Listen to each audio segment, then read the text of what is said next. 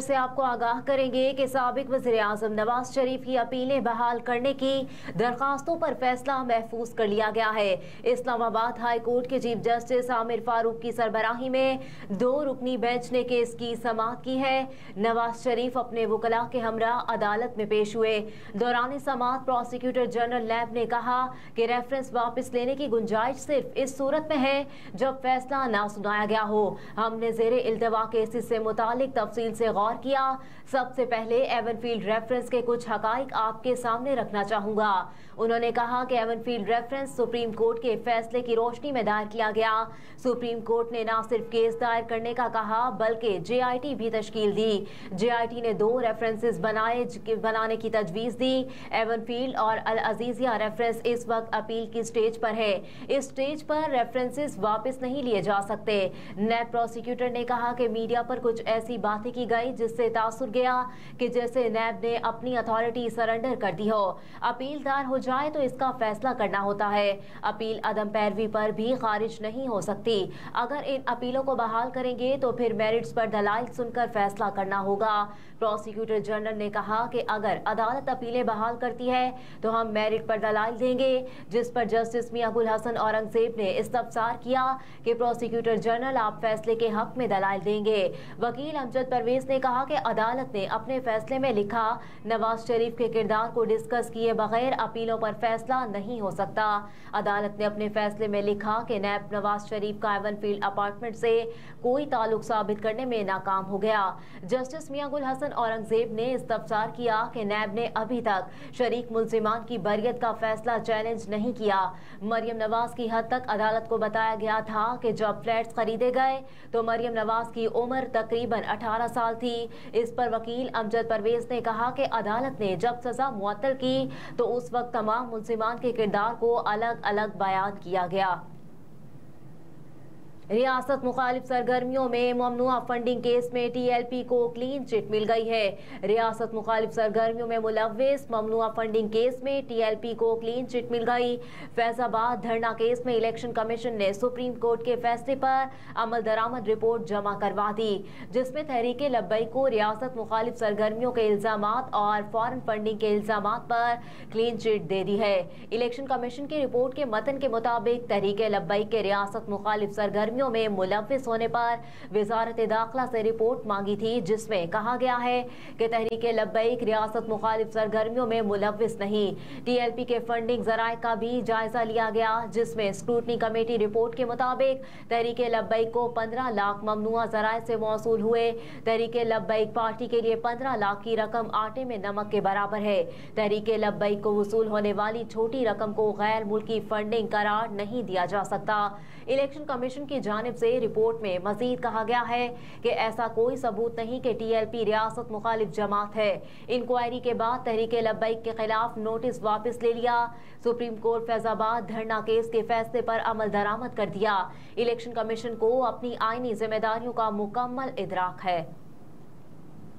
मुल्क में मुकीम गैर मुल्कियों की बेदखली से मुतालिक तमाम इंतजामात मुकम्मल है। निगरान वज़ीर दाखिला की जानिब से ये कहा गया है मुल्क में मुकीम गैर मुल्कियों की बेदखली से मुतालिक तमाम इंतजामात मुकम्मल कर लिए गए हैं। निगरान वज़ीर दाखिला की जानिब से ये कहा गया है 1 नवंबर के बाद गैर कानूनी मुकीम लोगों से मुतालिक इनखला की पॉलिसी पर कोई समझौता नहीं किया जाएगा। निगरान वफाकी वज़ीर दाखिला सरफराज अहमद बुगटी ने कहा है कि गैर कानूनी तौर पर मुल्क में मुकीम गैर मुल्कियों की बेदखली के मंसूबे से मुतालिक तमाम इंतजामात मुकम्मल कर लिए गए हैं। 1 नवंबर के बाद गैर कानूनी गैर मुल्कियों से मुतालिक इनखला बेदखली की पॉलिसी पर कोई समझौता नहीं किया जाएगा। बेदखल किए जाने वाले गैर मुल्की खानदान को 50,000 से ज्यादा नकदी ले जाने की इजाजत नहीं होगी। वो जुमेरात को प्रेस कॉन्फ्रेंस से खिताब कर रहे थे। वफाकी वज़ीर दाखिला सरफराज बुगटी ने कहा कि मुख्तलिफ शहरों में होल्डिंग सेंटर्स बना दिए गए हैं। गैर कानूनी गैर मुल्कियों को वहाँ रखा जाएगा, उनको वहाँ तमाम सहूलियात फराहम की जाएंगी। बेदखली से मुतालिक पॉलिसी सिर्फ गैर कानूनी गैर मुल्कियों मुल्कियों के लिए है जिनके पास कोई सफरी दस्तावेजात नहीं है, जिनके पास मुल्क में कयाम का कोई जवाज नहीं है। इनको जेलों में नहीं भेजा जाएगा। इनके लिए होल्डिंग सेंटर्स बना दिए गए हैं जहां से इनको इनके मुल्क भेज दिया जाएगा। मुल्क से बेदखल किए जाने वाले शहरी 50,000 रुपए नकद करेंसी से जायद कैश की सूरत में हमारे मुल्क से नहीं ले जा सकते। बैंकिंग चैनल्स या दीगर जराए से मुंतकली के लिए पॉलिसी बनाई जा रही है जो कि 1-2 रोज में तय हो जाएगी। कहा कि गैर मुल्कियों को मुल्क में रहने में गैर कानूनी सहूलत फराहम करने वाले पाकिस्तानियों के खिलाफ कानून के मुताबिक सख्त कार्रवाई की जाएगी। गैर मुल्कियों के गैर कानूनी शनाख्ती कार्ड बनाने वालों के खिलाफ भी कार्रवाई की जाएगी। गैर कानूनी मुकीम गैर मुल्कियों से अपील है कि अभी रजाकाराना वापसी का रास्ता 1 नवंबर तक मौजूद है, वो इसका फायदा उठाएं बजाय इसके कि हम इनके खिलाफ सख्ती करें। रियासत के पास मुकम्मल मालूमात है कि गैर कानूनी शहरी कहां कहां मुकीम और रिहाइश पजीर हैं। ये एक बहुत बड़ा और चैलेंजिंग टास्क है जिस पर हम 1 नवंबर के बाद अमल दरामद करेंगे। अभी आपको बताएं कि आईजी इस्लामाबाद और डीसी की तब्दीली, पाकिस्तान के लिए इलेक्शन कमीशन का एस्टेब्लिशमेंट डिवीजन को मरासला। आईजी इस्लामाबाद अकबर नासिर खान और डीसी इरफान नवाज मेमन को तब्दील किया जाए। इलेक्शन कमीशन ऑफ पाकिस्तान ने डिप्टी कमिश्नर इस्लामाबाद और आईजी इस्लामाबाद को तब्दील करने के लिए एस्टेब्लिशमेंट डिवीजन को मरासला लिख दिया है। इलेक्शन कमीशन ने डिप्टी कमिश्नर इस्लामाबाद इरफान नवाज मेमन और आईजी इस्लामाबाद अकबर नासिर खान को तब्दील करने का कह दिया है और इलेक्शन कमीशन ने एस्टेब्लिशमेंट डिवीजन को दोनों अफसरान के तबादले के लिए मरासला भी भेज दिया है। दोनों अफसरान के खिलाफ इलेक्शन कमीशन को मुसलसल शिकायत मौसूल हो रही थी जिसके बायस दोनों को तब्दील करने का कहा गया है। सुप्रीम कोर्ट ने 34 साल बाद बासर मामू से भांजी को विरासत में हक दिलवा दिया। चीफ जस्टिस पाकिस्तान काजी फाइज ईसा की सरबराही में 3 रुकनी बेंच ने विरासत के हक से मुताल्लिक केस की समाअत की। वकील दरख्वास्त गुजार ने अदालत में बताया कि भांजी ने अपनी जमीन 1989 में मामू सरदार मंसूर को फरोख्त की। फरोख्त के 20 साल बाद जमीन की मलकियत का दावा किया और अपने दस्तखत से इनकारी हो गई। जस्टिस अमीनुद्दीन खान ने कहा कि जमीन की खरीदारी साबित करना खरीदार का काम था।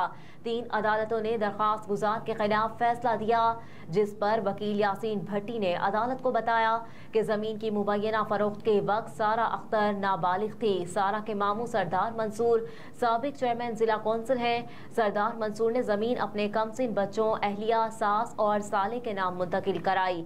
दौरान समाअत चीफ जस्टिस ऑफ पाकिस्तान काजी फाइज ईसा ने वकील से मुकालमा करते हुए कहा कि खवातीन के हुकूक को गैर आईनी गैर शरई तरीके से सलब किया जा रहा है। शराफत से जमीन भांजी के हवाले कर दे।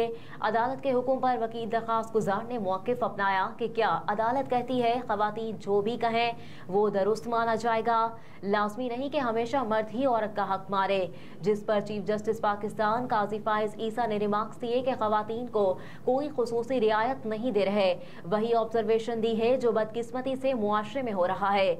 अभी तक ऐसा कोई केस आया नहीं जिसमें औरत ने मर्द का हक मारा हो। सुप्रीम कोर्ट ने दलाल सुनने के बाद महकमा माल DG खान को सारा अख्तर को 5 मुरब्बे जमीन का फौरी कब्जा देने का हुक्म जारी करते हुए मामू सरदार मंसूर को कानूनी चाराजोई के तमाम इखराजात भांजी को अदा करने का हुक्म दिया। खेल के मैदान से आपको बताएं कि वर्ल्ड कप में श्रीलंका की शानदार बॉलिंग की बदौलत दिफाई चैंपियन इंग्लैंड 156 रन पर ढेर हो गया। पिच बंगलुरु में खेला जा रहा जहां मैच इंग्लैंड ने टॉस जीतकर पहले बैटिंग का फैसला किया। टॉस जीतकर बैटिंग करने का फैसला बज़ाहिर गलत साबित हुआ। श्रीलंकन बॉलर्स के सामने इंग्लिश बैटर्स नाकाम रहे और पूरी टीम 33.2 ओवर्स में 156 रन बनाकर आउट हो गई। टॉस के मौके पर इंग्लिश कप्तान जोस बटलर ने कहा कि विकेट अच्छी है, पिच में नमी है, बैटिंग के लिए साजगार रहेगी। आज के मैच के लिए टीम में 3 तब्दीलियां की हैं। इस मौके पर लंकन कप्तान कोशाल मेंडस ने कहा कि टॉस जीतकर हम भी पहले बैटिंग को तरजीह देते। टीम में 2 तब्दीलियां की हैं। अंजिलो मैथ्यूज और लहरो कुमारा आज खेल रहे हैं। कोशाल मेंडस के मुताबिक तजुर्बाकार अंजिलो मैथ्यूज की वापसी से फर्क पड़ेगा। और इस्राएली फौज का गुज़िश्ता शब गजा में बड़े पैमाने पर ज़मीनी कार्रवाई करने का दावा। ये हमला उस वक्त किया गया है जब गजा पर इस्राएली बमबारी को लगभग 3 हफ्ते होने के बाद ज़मीनी कार्रवाई जल्द शुरू होने की तवक्को की जा रही है। इस्राएली फौज की जानिब से एक वीडियो जारी की गई है जिसमें बख्तरबंद गाड़ियों को गजा के सरहदी हिस्से में भरते हुए दिखाया गया है, जबकि एक बिलडोज़र रास्ता साफ कर रहा है और टैंकों की जानिब से शेल फायर किए जा रहे हैं। इस्राएली फौज के मुताबिक रात गए शुमाली गजा में टारगेटेड कार्रवाइयां की गई जो जंग के अगले मरहले की तैयारियों का हिस्सा है। इस कार्रवाई के बाद फौज इस इलाके से बाहर निकल गए। ये हमला उस वक्त किया गया है जब गजा पर इस्राएली बमबारी को लगभग 3 हफ्ते होने के बाद जमीनी कार्रवाई जल्द शुरू होने की तवक्को की जा रही है। इस्राएली फौज की जानिब से एक वीडियो भी जारी की गई है जिसमें बख्तरबंद गाड़ियों को गजा के सरहदी हिस्से में भरते हुए देखा जा सकता है, जबकि एक बिलडोजर रास्ता साफ कर रहा है और टैंकों की जानिब से शेल फायर किए जा रहे हैं। इस्राएली फौज के मुताबिक रात गए शुमाली गजा में टारगेटेड कार्रवाई की गई जो जंग के अगले मरहले की तैयारियों का हिस्सा है। इस कार्रवाई के बाद फौजी इस इलाके से बाहर निकल गए। अब तक इस्राएली जारहियत के नतीजे में 6,500 से ज़ायद फलस्तीनी शहीद हो चुके और ये ज़मीनी कार्रवाई उस वक्त की गई जब अक़वाम मुत्तहिदा ने खबरदार किया कि गजा में ईंधन ख़त्म होने के करीब है, जिससे इमदादी सरगर्मियाँ रुकने का खतरा है। इस्राएली बमबारी से अब तक 17,439 फलस्तीनी जख्मी हो चुके हैं, जिनमें से बेशतर को तिब्बी इमदाद भी दस्तयाब नहीं। गजा में सहूनी बमबारी से शहादतों की तादाद में गुज़िश्ता चंद रोज़ के दौरान नुमायां इजाफा हुआ। अक्टूबर को फलस्तीनी वज़ारत सेहत की जानिब से जारी बयान में बताया गया था कि 24 घंटों में इस्राएली बमबारी से 344 बच्चों समेत 756 फलस्तीनी शहीद हुए, जिसके बाद शहीद फलस्तीनियों की मजमूई तादाद 6,546 हो गई। 24 अक्टूबर को इस्राएली बमबारी से 182 बच्चों समेत 704 फलस्तीनी शहरी शहीद हुए थे, यानी महज 2 दिन में 1400 से ज़ायद फलस्तीनी शहीद हो चुके। अहम खबरें आपने जान चुकी, हेडलाइंस आप जान चुके। न्यूज़ स्टूडियो से फिल वक्त इतना ही। आप देखते रहिए SMTV ग्लोबल।